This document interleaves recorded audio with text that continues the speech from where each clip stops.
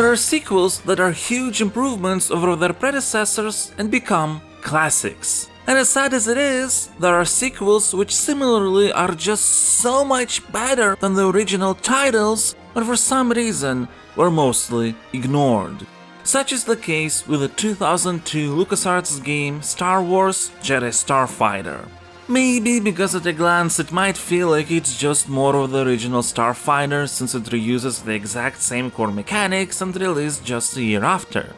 Maybe it's because it didn't get a PC port and was only on PlayStation 2 and Xbox, so while even though the game has a PlayStation 4 release and is backwards compatible on the newer Xboxes, unlike the predecessor, it doesn't have the comfort of a much more easily transferable through generations digital Steam or GOG release. Personally, I never played Jedi Starfighter until now, since when I was a child I had only a PC. And what can I say? This is a quite remarkable game that deserves far more attention than it gets. Let's delve deep into why. Hey, nice ship there, Eddie. If you're thinking of selling... This ship is not for sale. When I discussed Starfighter, I mentioned how that game had great core mechanics for an arcade-style space shooter that it was, but a number of issues prevented it from reaching true perfection. Jedi Starfighter handles absolutely every problem. I lamented how the core ships might have had different UI and secondary abilities, but overall felt far too similar to the detriment of a game in such a genre. In Jedi Starfighter, besides the bonus unlockable stuff of course, there's only 2 core ships now instead of 3, but they feel far more distinct. Jedi Master Adi Gallia's Starfighter is far quicker than the other one, but not as durable. A fact that is balanced out by the fact that she has force powers, 4 of them that you progressively unlock.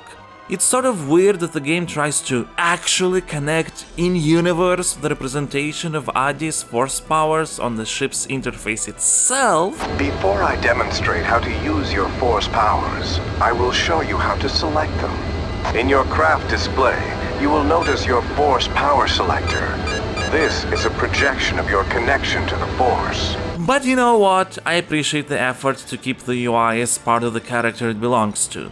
These abilities include a Force Shield, Force Speed, Force Shockwave, and my favorite one, Force Lightning, which rightfully does not represent the dark side of the Force. After all, shouldn't it be less about the nature of the Force power and more how you use it? Besides, who wouldn't love to create destructive electric chain reactions within the ranks of droid starfighters?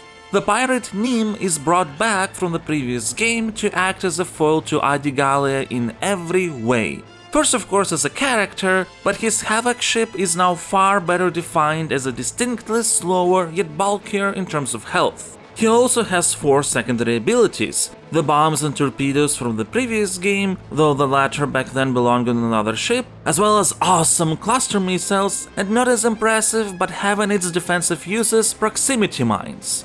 These 2 starfighters actually feel different in terms of their controls and playstyles, which greatly helps with engagement and variety. Every other gameplay quirk I criticized is not a factor anymore. The game doesn't have a danger indicator now, instead the opponents, if not in view, are set to purposefully miss the first few shots so you could see them fly past you. This applies both to airborne and ground enemies. No longer will you have situations where suddenly your ship starts shaking from damage and wherever you go you feel like you're getting hit. Which doesn't of course mean that evading became a piece of cake, but you don't feel as lost and confused regarding what you have to do. Ground missions still have invisible walls for obvious reasons, but they're placed now so far away, including the sky ones, that I never had an issue of bumping into them unless I was trying on purpose to find out where the actual map limit is. And finally, targeting has several new features. There's actually only 2 targeting buttons now instead of 3, manual targeting and cycling through all enemies. Auto-targeting was simplified and implemented into the cycling functionality, which will first select the enemy firing at you if there is one at the moment. But that's not what makes this such a big improvement over the original. No, what Jedi Starfighter does have is automatic, mission-related markers that are separate from your currently selected target. Have allies that need defending? They're constantly marked and you can easily find them. Enemies have landed to attack a base? Good news! These hostile targets are now marked on your screen automatically so you know what they are. This feature helps so much and probably single-handedly is responsible for removing most of the gameplay-related frustrations I've had in the previous game, though of course there is one other really considerable aspect that helps with that: the level design. This is impossible! Let yourself go and trust your intuition. Just drop everything you have and something should hit. The first thing that I have to mention in relation to levels is that the environments managed to get even more variety than they did in the original Starfighter game. Not only the ground ones, but space as well. Who knew that red nebulas add so much life to nothingness? Though the discussion about level design is less about the environments themselves and more about how they are used. A bunch of missions have concepts similar to those that are found in Star Wars Starfighter, but are implemented in a much more interesting way. For example, there was a mission in the first game where we had to bomb a Trade Federation factory complex. There is a level here where we have to bomb the hell out of a Trade Federation refinery complex. The difference? In the original game, despite the terrain being mountainous, everything was still relatively flat. Here there is a huge freaking mountain in the middle, and everything is located on various levels of that mountain, so suddenly there is a lot more verticality to be concerned about, which is cool. The original game did have an escort mission with an asteroid field, but you barely had to interact with the asteroids, only at the very end. Here there is also an escort mission where you have to make sure a transport ship flies safely through the rings of Geonosis, but this time you start at the outer edge of that belt and have to go through its entirety to the other side, with free space being available only at the very end. The concept is similar, sure, but the dynamics of the level are absolutely different. So even though Jedi Starfighter does reutilize a bunch of level concepts from the first game, the quality is definitely higher. And besides, it wouldn't be fair to not mention new things that the game introduces, like how you have to protect a city from a missile barrage from space, or participate in a literal tug-of-war over leftover pieces of a huge planetary gun. And then, in a later mission, you have to defend your spacecrafts as they build that gun on a moon, which then you can give commands to with your wingmate controls. And let me tell you, that feels kinda awesome. Take out this target. Fuck yeah. Now, what makes the levels in Jedi Starfighter even better is that there's a lot more stuff going on with a larger enemy variety. In the original Starfighter, you generally had one main goal and a bunch of bonus objectives closely related to that goal, and a lot of those extra tasks were based on doing everything fast. Maybe that's one of the reasons why the game felt the need to increase the pressure by throwing more stuff at you, though if you watched my review of Starfighter you know that didn't quite work out. What Jedi Starfighter does instead is have you manage how you divide attention between various parts of a mission, rather than just have you and your allies getting more and more swarmed. It's usually just one or two extra things, but that's more than enough. For example, in a couple missions, there is a submarine enemy type which can be hit only when they're coming out on the water surface, so you obviously have to keep track when they do so you could destroy them. The missile attack on the city level starts with only rockets raining down, but then you have to contend with bombers as well as starfighters coming at you. And in the refinery bombing mission I have mentioned already, there are Trade Federation freighters that try to escape, and destroying all of them is what constitutes the level's bonus objective. This is a timed task, but those freighters don't escape instantly, so you have to decide for yourself how much you want to focus on the stuff on the ground, which includes missile turrets firing at you, and how to balance that with making sure the freighters are destroyed. Which reminds me, Jedi Starfighter does away with the system of having 3 bonus objectives, sort of. It has only one constantly visible bonus objective. Each mission also has 2 hidden objectives, one of which is available only in cooperative mode, though unless you play co-op you wouldn't even know they exist. It's a much more manageable from the player's side system that still retains the replay value aspect. And I do appreciate how co-op doesn't feel like an afterthought like in the original game. It's much more ingrained in the overall experience, although at the expense of various multiplayer modes, but I think that's a fair price to pay. Last but not least, when it comes to improvements in the relation to the original game, the balance never feels absolutely borked or unfair.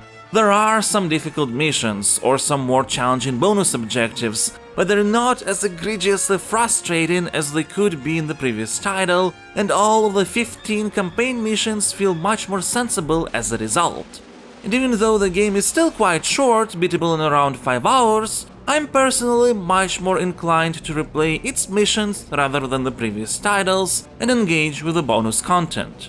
However, all that being said, as much as it saddens me, there is a but that has to be mentioned. There are some significant elements that were introduced in an attempt to once again bring more variety into the mix, but they don't quite work that well. The first is boss battles. Starfighter had essentially only one boss battle at the end, and it was a mess. Jedi Starfighter has 3, and on a technical level they're much better, at least because you're mostly allowed to just focus on the boss and not worry about tons of shit around you trying to kill you. These bosses do have different behavior and tactics, but not enough to justify their sponginess, which makes battling them quite a chore.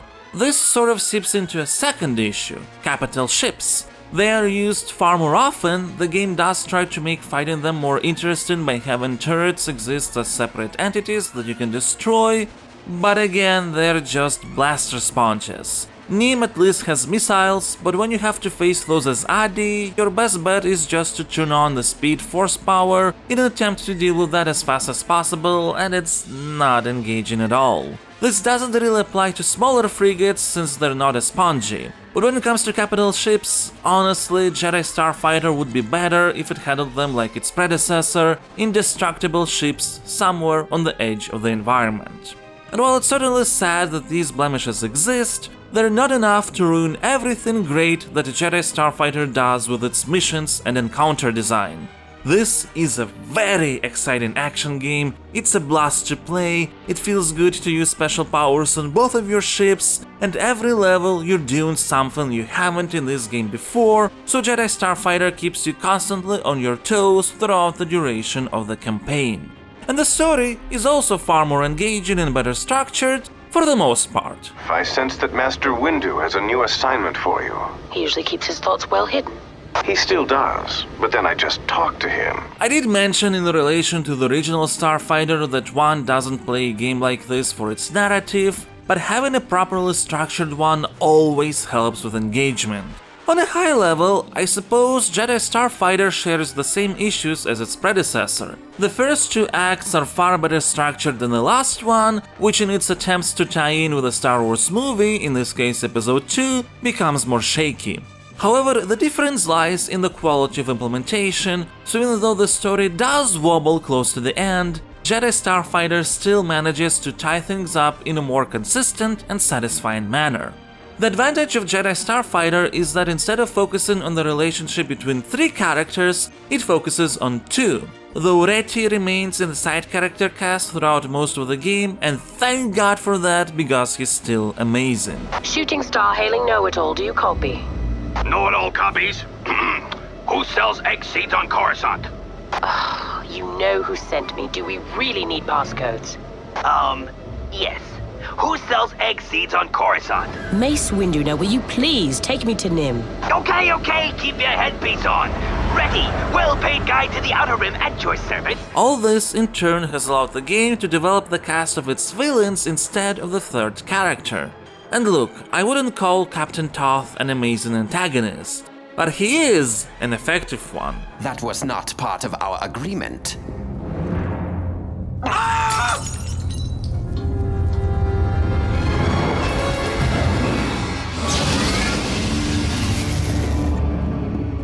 It seems to work.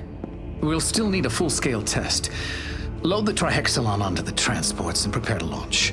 And get some droids to clean up this mess. And it certainly helps that his influence is present throughout the entirety of the campaign. He is not forgotten only to come back at the end or anything. It's while fighting against Toth's production of a chemical weapon of mass destruction do Adi and Nim learn to trust each other to the point of becoming friends.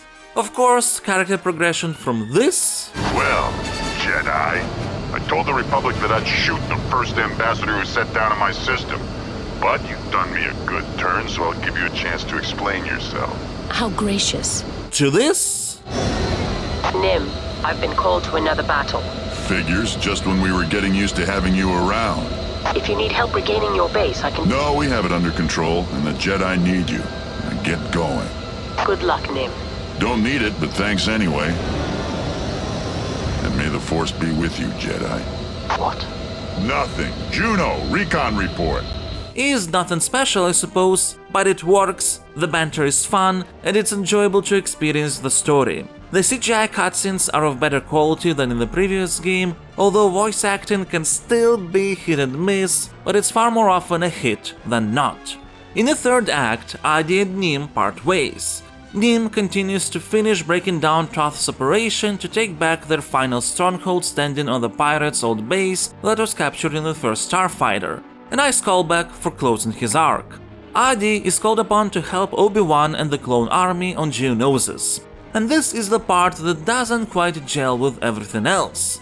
Adi doesn't know what's been happening during episode 2, but doesn't question why there's a clone army, just accepts that there is one now. Military transports. Loaded with a clone army. We need to get them to the surface of Geonosis as quickly as possible. All of this to rescue Obi-Wan? No, to fight a war. Her last missions involve characters that she knows, like her Padawan, but we, as players, have no connection to. And because they're related to the climax of episode 2 on Geonosis, they have no relation to the whole story that was about defeating Captain Toth, until the very end, when after Nim's victory on Locke, Toth takes the remainder of his forces and chemical weapons to try and bring down fire on the clone army, while we stop him for good. So as I said, in the end, things are wrapped up quite sensibly after all. And to be honest, the most disappointing part of the game's story relates not to the narrative itself, but the fact that it has exceptionally clear sequel hooks that have never been addressed, since Jedi Starfighter never saw a sequel of its own. Reti, the best character in these games, has been hunted by none other than Jango Fett himself, since there is a bounty on his head. He flies away into hyperspace, final fate unknown. Vanna Sage, one of the protagonists from the previous game who returns to help with Nim's final mission, embarks on a journey to locate Reti. A journey that's never going to be resolved. Which is a big shame, because Jedi Starfighter is really great, as you will see after we score it based on my Stasocritic rating system. It's all over! I'm doomed! Is your hyperdrive still functional? Yeah, and I'm using it. Here it goes. Wish me luck. All my scoring, which is just for fun really, as it's more of a numerical representation of my arguments than anything, is based on dividing the rating into 5 different categories, each having its own weight and 11 possible scores with their own criteria. The first category is design, and it has the largest weight, that of 4, as the way a game plays is what defines our experience the most. And for Star Wars Jedi Starfighter, this is an absolute, definite 9. Core gameplay is great, missions are fantastic, it's just incredibly fun to play. If not for the problem with boss and capital ship battles, which take up a significant part of the experience and therefore are difficult to just ignore, it could get a 10, but alas. Still, this is an amazing arcade space shooter game. Next up, we have Emotions, which has a weight of 3, as regardless of how good or bad a game is designed, what matters a lot still is how you feel about it. The first Starfighter game I enjoyed despite the frustrations, but that might have been driven by nostalgia somewhat, I don't know. But I have zero nostalgic factor for Jedi Starfighter, as this has been the first time I played it, and, well, it's a 9. You know, it's been a blast and I had tons of enjoyment with everything the game provides. Cohesion, a category with a weight of 2, that's about how well all different aspects of a game are connected together, gets the same score as Star Wars Starfighter, an 8. Look, yeah, it's sort of weird to have force powers represented on a Starfighter's UI, but that's a concession I'm willing to look past, because otherwise Jedi Starfighter does a very formidable job of creating a Star Wars action experience where different characters and their personalities are well represented by their spacecrafts. Then we have Context, which is all about world building, story, character arcs, and so on. It has a weight of 1, since at the end of the day, poor context most of the time is one of the most forgivable parts of the experience. During the first 2 acts, I was sure I would assign an 8. The narrative of Jedi Starfighter might not have been something absolutely amazing, but it was doing everything it needed for the purposes of this game. However, Act 3 sadly shakes things up quite a bit, not to the best. I don't think I can look past those issues and will have to assign a 7 in the end. But when it comes to the last category, Aesthetics, which also has a weight of 1, I have no qualms with assigning a 10. Some of the voice acting can be inconsistent at times, sure. But at the end of the day, I don't assign the high scores for absolute perfection, which is unachievable anyway. Jedi Starfighter looks great, the atmosphere is top-notch, and I should note that there is a lot of original score not from the Star Wars films that still fits perfectly. It's an absolute pleasure to experience this game. Which brings us finally to the total rating. After all scores and their weights are taken into account, Star Wars Jedi Starfighter gets a Stasocritic rating of 87. And I have to note that anything 90 and higher is really difficult to get within the confines of the score criteria in my system, so any game that manages to get this close is undoubtedly really great, one that I'm sure many players will enjoy. Star Wars Jedi Starfighter is fun, exciting, replayable, and more than that, you can share that joy with a friend. A true classic.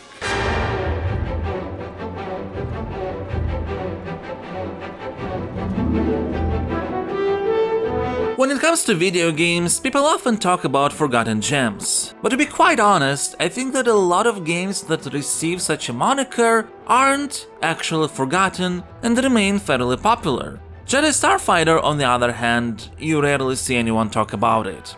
If the Starfighter sub-series is ever mentioned, it's usually the first game, which is good, don't get me wrong, and you know I have tons of nostalgic feelings for that one, but it's a great shame that Jedi Starfighter doesn't get the same recognition. Based on the data I could find, it sold 4 times less than the original game. But it doesn't deserve to be forgotten. It's a great arcade space flyer, an exciting Star Wars action game, it's one of the best video games out there based on a licensed property. I really hope that my video will manage to make this gem a little bit less forgotten. And you commenting on and sharing this video around would certainly help. I thank you all for watching and hope you've enjoyed this video as much as I have enjoyed making it.